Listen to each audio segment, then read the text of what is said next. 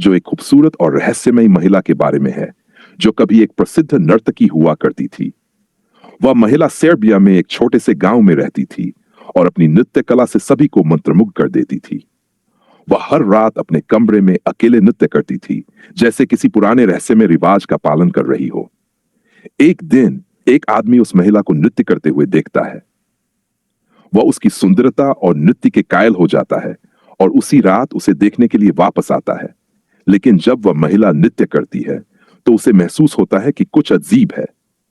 महिला का चेहरा पूरी तरह से खाली और उदास होता है और उसकी आंखों में गहरी उदासी छिपी होती है।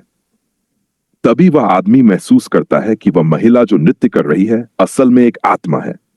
उसके जीवन में एक दुखद घटना हुई थी जिससे वह आत्महत्या करने पर मजबूर हो गई थी। अब उसकी आत्मा उस कमरे में बंधी हुई थी जहां वह नृत्य करती थी। कई लोग कहते हैं कि जो भी उस कमरे में रात को जाता है उसे वह महिला नृत्य करती हुई दिखाई देती है, और जो उसे देखता है वह उसे अपनी जिंदगी की गहरी उदासी और दर्द का एहसास दिलाती है। वह एक चेतावनी देती है कि कभी भी किसी की आत्मा को हल्के में न लें, क्योंकि उनका दर्द कभी खत्म नहीं होता। यह कहानी एक तरह से चेतावनी देती है और यह बताती है कि किसी की दुखों और दर्द को समझने की कोशिश करनी चाहिए, ताकि हम खुद भी किसी दुख का कारण न बने। वह आदमी जो पहली बार उस महिला को नृत्य करते हुए देख चुका था, अब रातों को उस कमरे के पास से गुजरता और उसे लगता जैसे कोई उसे पुकार रहा हो। उसके दिल में एक अजीब सी बेचैनी छा जाती। एक दिन वह ठान लेता है कि वह फिर से उस कमरे में जाएगा और उस महिला के बारे में पूरी सच्चाई जानेगा। वह रात को चांदनी रात में उस कमरे के पास पहुंचता है।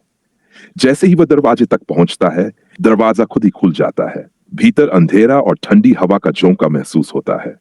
वह दरवाजे से अंदर झांकता है और उसे वही महिला नृत्य करती हुई दिखाई देती है, लेकिन इस बार कुछ अलग था। उसकी नृत्य की गति तेज हो गई थी और उसकी आंखें पूरी तरह से लाल हो चुकी थी, जैसे वह किसी गहरे क्रोध या दर्द से भर चुकी हो। आदमी ने डरते हुए कमरे में प्रवेश किया और धीरे धीरे महिला के पास पहुंचा। महिला का चेहरा अब और भी भयानक हो चुका था। उसकी आंखों से आंसू नहीं बल्कि खून की धारें गिर रही थीं। वह महिला अचानक रुक गई और मुड़ी। उसकी आवाज जैसे एक गहरी गूंज बन गई। तुम क्यों आए हो? महिला की आवाज में दर्द और गुस्सा था। क्या तुम मेरे दर्द को समझ पाओगे? आदमी ने डरते हुए कहा, मैं जानना चाहता हूं कि तुम ऐसा क्यों करती हो। तुम इतना दुख क्यों सह रही हो? महिला ने एक गहरी सांस ली और फिर धीरे धीरे बोली, मेरी कहानी एक खौफनाक सच्चाई है। मैं न केवल एक नर्तकी थी, बल्कि मैं एक प्रेमिका भी थी। वह व्यक्ति जिसे मैंने प्यार किया था उसने मुझे धोखा दिया और मेरी आत्मा को तोड़ दिया। उस घड़ी से मैं इस दुनिया और उस दुनिया के बीच बंधी रह गई हूं। मैं अपने दर्द और गम को नृत्य के रूप में व्यक्त करती हूं, लेकिन यह दर्द कभी खत्म नहीं होता। आदमी उसकी कहानी सुनकर गहरे अचंभे में पड़ गया।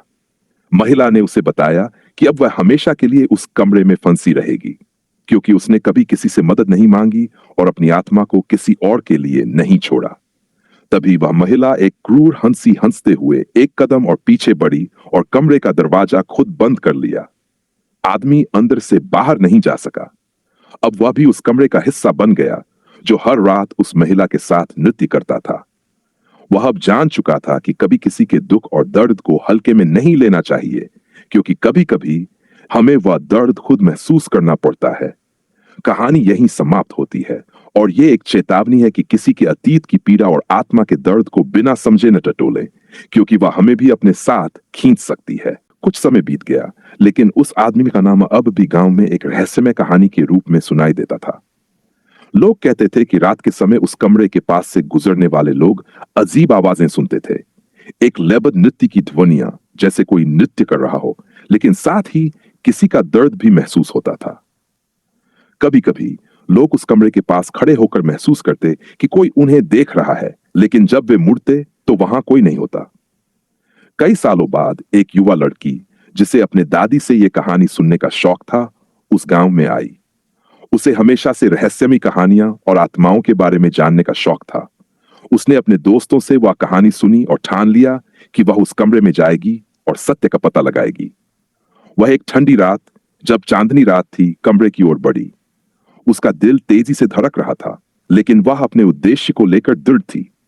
वह कमरे के पास पहुंची और देखा कि दरवाजा अभी भी वही पुराना था, लेकिन अब वह खुला हुआ था। जैसे ही उसने दरवाजे में कदम रखा, अंदर का वातावरण एक अजीब सा गहन और बर्फीला महसूस हुआ। कमरे के बीचों बीच एक पुरानी मंजली हुई चटाई रखी थी और उसी पर वह महिला नृत्य कर रही थी। लेकिन इस बार वह महिला पहले से भी ज्यादा घबराई हुई और भयंकर दिखाई दे रही थी।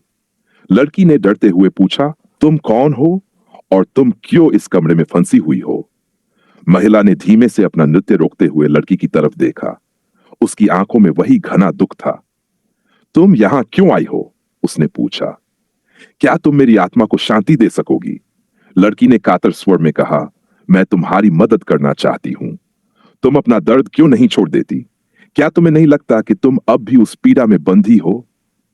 महिला की आंखों में गहरी उदासी गिरी हुई थी। वह धीरे धीरे बोली, मैंने कभी भी अपनी आत्मा को मुक्त करने का अवसर नहीं पाया। मैं फंसी हुई हूं क्योंकि मैंने किसी से यह नहीं कहा कि मैं दर्द में हूं। यह नृत्य मेरे शोक का प्रतीक है। अब मैं केवल एक अनदेखी आत्मा हूं जिसे प्यार की तलाश है। लड़की ने उसकी बातों को समझा और एक पल के लिए सोचा। फिर उसने उसकी आंखों में देखा और कहा, अगर तुम सच में शांति चाहती हो तो तुम्हें अपने दर्द और अपनी यादों को किसी को बताने की जरूरत है। तुम जिस प्रेमी से दुखी हो उस तक पहुंचो और उसे बताओ कि तुम उसे क्षमा करती हो। तब तुम खुद को मुक्त कर सकोगी। महिला के चेहरे पर कुछ देर के लिए चुप्पी रही, फिर एक हल्की सी मुस्कान फैल गई। क्या तुम सच में समझती हो? वह बोली। क्या तुम सच में मुझे मुक्ति दिला सकती हो? लड़की ने सिर हिलाया और कहा, यह तुम्हारी यात्रा है और तुम्हारी आत्मा के लिए तुम्हें खुद ही यह कदम उठाना होगा। मैं केवल तुम्हें रास्ता दिखा सकती हूं। महिला ने अंततः अपने नृत्य को रोक दिया और आहिस्ता से कहा, तुम्हारा धन्यवाद। अब मैं समझती हूं कि शांति किस में है। मैं अब जाने को तैयार हूं। इतना कहकर महिला का रूप धीरे धीरे धुंधला होने लगा और उस कमरे की दीवारों में एक हल्की सी रोशनी फैलने लगी। वह महिला अंततः अपने दुख और शोक को छोड़कर शांति के साथ विदा हो गई। लड़की कमरे से बाहर निकल आई और जब उसने पीछे मुड़कर देखा तो वह कमरे में अब कुछ भी नहीं था, केवल एक खामोशी और शांति का एहसास था। गांव में यह कहानी अब एक नई तरह से सुनाई देती थी, एक लड़की की जो उस डांसिंग लेडी की मदद करने में सफल हुई थी। लोग अब उस कमरे के पास जाने से डरते नहीं थे क्योंकि वहां की आत्मा को शांति मिल चुकी थी। कहानी यहीं खत्म होती है और यह सिखाती है कि कभी भी किसी के दर्द को अनदेखा नहीं करना चाहिए, क्योंकि किसी को अपनी असमर्थता या गम से बाहर आने के लिए बस एक मौका चाहिए। कई सालों तक उस कमरे के पास शांति बनी रही। लोग अब वहां जाने में डरते नहीं थे और अब उस पुराने बंद कमरे में एक नई उम्मीद और शांति का माहौल था। लेकिन एक दिन उस गांव में एक और अजनबी आ गया जिसने उस कमरे के बारे में सुना और एक नई कहानी शुरू की। यह आदमी, जो एक प्रसिद्ध लेखक था, ने सोचा कि उसे उस रहस्यमयी कमरे और महिला के बारे में और अधिक जानने की जरूरत है। वह इस कहानी को अपनी नई किताब में शामिल करना चाहता था। गांव में रहते हुए उसने अक्सर वहां के बुजुर्गों से उस डांसिंग लेडी की कहानी सुनी थी और उसने ये निश्चय किया कि वह कमरे में जाकर खुद इसकी सच्चाई को जानने की कोशिश करेगा। वह रात को, जब गांव के सभी लोग सो रहे थे, उस कमरे की ओर बढ़ा। उसने सोचा कि इस बार उस महिला के बारे में कुछ और जान पाएगा, शायद उस महिला की आत्मा से कुछ और बातें कर सकेगा। वह कमरे के पास पहुंचा और जैसे ही उसने दरवाजा खोला, एक अजीब सी हवा का झोंका आया, जैसे कुछ पुरानी यादें उभर रही हों।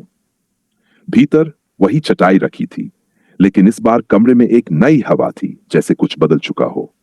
जैसे ही वह अंदर कदम रखा, उसने महसूस किया कि यह जगह पहले जैसी नहीं थी। कमरे में हल्की सी धुंध थी और दीवारों पर कुछ अजीब सी आड़ी तिरछी रेखाएं खिंची हुई थीं। वह रेखाएं उसे परेशान कर रही थीं, जैसे किसी ने समय के साथ अपना दर्द लिख दिया हो। उसके कदमों की आवाज गूंज रही थी, लेकिन अचानक उसने देखा कि कमरे में कुछ और था। उसे एक परछाई दिखाई दी जो धीरे धीरे उसके पास आने लगी। वह डरते हुए पीछे हटने लगा, लेकिन परछाई ने उसे रोक लिया। यह वही महिला थी, लेकिन अब वह और भी धुंधली और विचित्र दिख रही थी। उसकी आंखें अब पूरी तरह से काली हो चुकी थी और चेहरे पर कोई भाव नहीं था।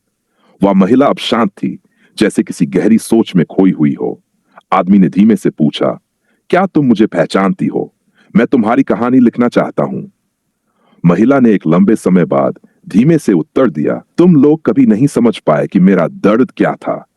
तुम मुझे मेरी यादों से जकड़कर मेरी आत्मा को फिर से बंधन में डाल रहे हो। क्या तुम नहीं समझते? मैं केवल शांति चाहती थी और तुम अब इसे फिर से उभार रहे हो।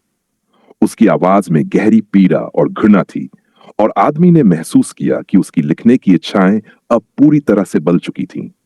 वह अपनी गलती समझ चुका था।